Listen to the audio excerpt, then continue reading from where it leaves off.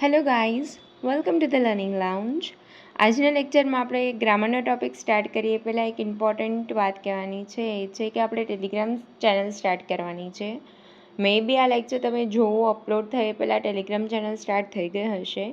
એ ચેનલમાં આપણે જે વોકેબ્સના વિડીયોઝ બધા પૂરા કર્યા છે, ત્યારબાદ જે ગ્રામર છે, જે ટોપિક આપણે કરી લીધા છે એ બધાના ક્વેશ્ચન મૂકવામાં આવશે. ક્વેશ્ચન બધા વિડીયોમાંથી જશે એટલે તમારે લોકોને પ્રેક્ટિસ થાય અને તમે લોકો ઇવેલ્યુએટ કરી શકો કે ક્યાં ભૂલ પડે છે ને એ બધું. Okay, so let's start our today's topic. તો આજનો આપણો ટોપિક છે ધ કન્ડિશનલ્સ. કન્ડિશનલ્સ એટલે શરતી વાક્યો, જેમાં શરતો લખેલી હોય, શરતો દર્શાવતી હોય એવા વાક્યો. તો આમાં અલગ અલગ શરતી વાક્યો રજૂ કરવાની હોય, તો એમાં આપણો ફર્સ્ટ ટોપિક છે વે ઓફ એક્સપ્રેસિંગ કન્ડિશન, એટલે શરતી વાક્યો રજૂ કરવાની રીતો. તો ફર્સ્ટ છે યુઝ ઓફ કન્જક્શન્સ, એટલે સંયોજકોના ઉપયોગ દ્વારા શરતી વાક્યો કઈ રીતે બને છે. તો ફર્સ્ટ છે ઇફથી. If it's rain there will be good crops, જો વરસાદ પડશે તો પાક સારો થશે. તો સંયોજકો જેવા કે if, in case, provided that, આ બધા છે એ શરત દર્શાવતા સંયોજકો છે અને એ ત્રણેયને એકબીજાની જગ્યાએ વાપરી શકાય છે. બટ અનલેસ એ શરત દર્શાવે છે, પણ અનલેસ પછી ક્યારેય નોટનો યુઝ નહીં થાય. અનલેસ પોતે નેગેટિવ દર્શાવે છે એટલે અનલેસ પછી આપણે નોટનો યુઝ નહીં કરીએ. નેક્સ્ટ ઇઝ શુડ અથવા had at the beginning of the sentence. વાક્યની શરૂઆતમાં શુડ હોય તો એ શરત દર્શાવે છે. Should it rain there will be no match, જો વરસાદ પડશે તો મેચ રમાશે નહીં. હેડ પણ વાક્યની શરૂઆતમાં જ હોય. હેડ યુ ઇન્ફોર્મ મી, શું તમે મને જાણ કરી હતી, એવી રીતે. પછી સપોઝ એક કન્ડિશન બતાવે છે, એ પણ એક શરત દર્શાવે છે. Suppose that the train is late, what will you do. ધારો કે ટ્રેન મોડી હોય તો તમે શું કરશો. ઇવન ઇફ, એ શરત અને કોન્ટ્રાસ્ટ એટલે કે વિરોધાભાસ બંને દર્શાવે છે. We will go out even if it's rain, વરસાદ પડશે તો પણ અમે બહાર જઈશું. નવ ટાઈપ ઓફ કન્ડિશનલ સેન્ટેન્સ, એટલે કે શરતી વાક્યોના પ્રકાર. તો શરતી વાક્યોના 3 પ્રકાર છે જે આપણે આગળ ડિટેલમાં જોવાના છે. સો ફર્સ્ટ ઇઝ રિયલ કન્ડિશન અથવા તો પ્રોબેબલ કન્ડિશન, એટલે કે જે વાસ્તવિક શરત બતાવે. તેનું આપણે એક એક્ઝામ્પલ જોઈએ કે if you walk slowly you will not reach there in a time. જો તમે ધીમા ચાલશો તો તમે સમયસર પહોંચી શકશો નહીં. આ રિયલ કન્ડિશન છે. તો એમાં પણ અલગ અલગ છે કે લાઈક પહેલો છે ટેન્સ પેટર્ન, એટલે કે કાળનો ઉપયોગ કરીને. If unless has a simple present tense in first sentence and second sentence has simple future tense. જો આપણે ઇફ અને અનલેસ યુઝ કર્યું હોય તો વાક્યમાં પહેલાં સાદો વર્તમાન કાળ આવશે અને બીજા વાક્યમાં સિમ્પલ ફ્યુચર ટેન્સ યુઝ થશે. If unless has continuous present or perfect present tense, તો એમાં ચાલુ વર્તમાન કાળ કે પૂર્ણ વર્તમાન કાળનો બી યુઝ થઈ શકે. Like if you are wasting money in this way you will be unhappy in life. આ ફર્સ્ટ સેન્ટેન્સ માટે એક્ઝામ્પલ છે. દેન સેકન્ડ આપણે જે રૂલ્સ ભણ્યા એનું એક્ઝામ્પલ નીચે છે. If you finish the work you may leave now. ત્યારબાદ છે the condition which refers to the future, ભવિષ્ય માટે જે શરત લાગતી હોય એમાં. If it rains there will be no match. So the next is use of modal auxiliaries, એટલે કે સહાયકારક ક્રિયાપદોનો ઉપયોગ. Will use as a main clause. મોટે ભાગે મેઇન ક્લોઝમાં વિલનો ઉપયોગ થતો હોય છે. તો એનું એક્ઝામ્પલ છે if you ask him he will help you. જો તમે તેને કહેશો તો તે તમને મદદ કરશે. To show ability can is used. Ability એટલે કાર્યક્ષમતા માટે કેન યુઝ થાય. You can do this if you try.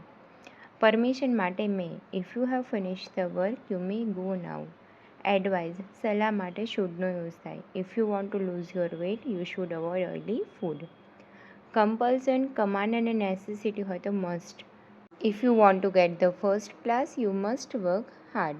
જો તમારે પ્રથમ વર્ગ મેળવવો છે તો તમારે સખત મહેનત કરવી જ જોઈએ. કમ્પલ્સન. પછી પ્રોબેબિલિટી એટલે કે સંભાવના માટે મે અને માઇટ યુઝ થશે. If you tease him he May B angry. જો તમે તેને ચીડવશો તો તે કદાચ ગુસ્સે થશે.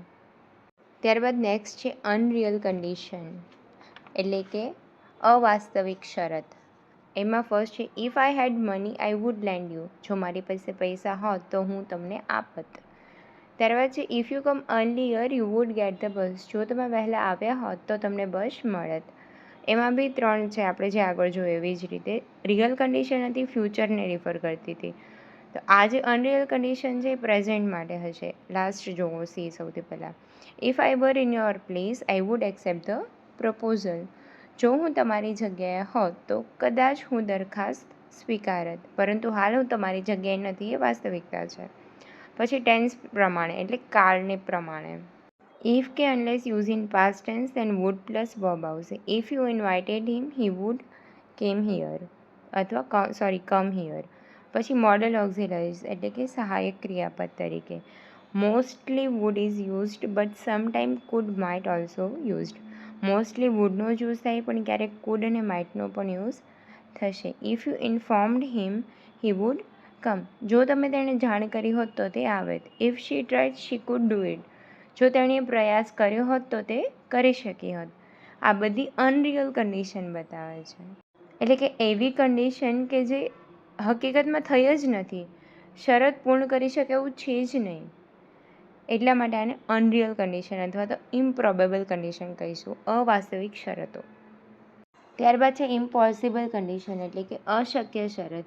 મોસ્ટલી આ શરતનો ઉપયોગ કલ્પના કે તુક્કો વ્યક્ત કરવા માટે થાય છે. હકીકતમાં આ શરત રજૂ કરેલ વિગત શક્ય છે જ નહીં, એટલે અશક્ય છે.